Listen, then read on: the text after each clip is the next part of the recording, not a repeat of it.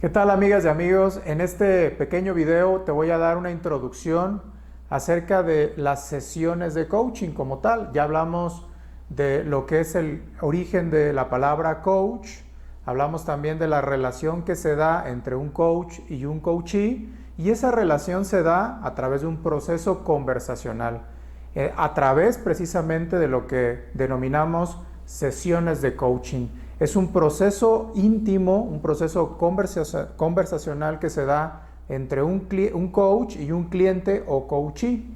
Estas sesiones de coaching tienen distintas etapas en función de la metodología que tú en su momento vas a emplear. Hay diferentes metodologías, pero todas tienen como que ciertas fases en común, aunque una metodología le llame de una forma y otra metodología le pueda llamar quizás de otra forma. Algunas metodologías que iremos viendo más adelante tienen más etapas o menos etapas, pero en general se puede decir que las etapas en las cuales, digamos, coinciden es que hay primero un asunto o quiebre que vas a tratar en esa sesión de coaching, que por cierto, dicho sea de paso, estas sesiones de coaching pueden ser sesiones muy breves o un poquito más largas, pueden ser también individuales, uno a uno, o en el coaching de negocios se suelen hacer sesiones grupales con equipos de trabajo, imaginemos un departamento por ejemplo, o sesiones más grandes donde hay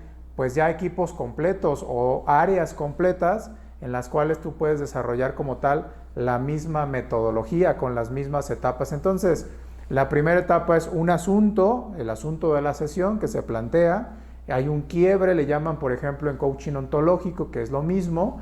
Después defines junto con tu coachee o cliente cuáles son los objetivos relativos a ese asunto. Es decir, del asunto derivan objetivos.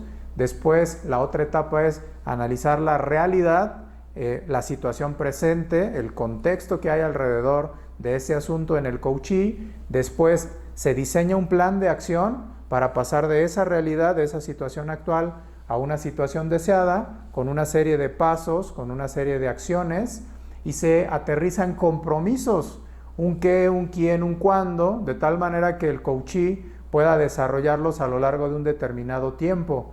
Y finalmente hay un cierre. Es decir, entonces una sesión es un proceso estructurado que nace y tiene un inicio, tiene un fin, un determinado tiempo, y se da a través de un proceso conversacional entre el coach y el coachee.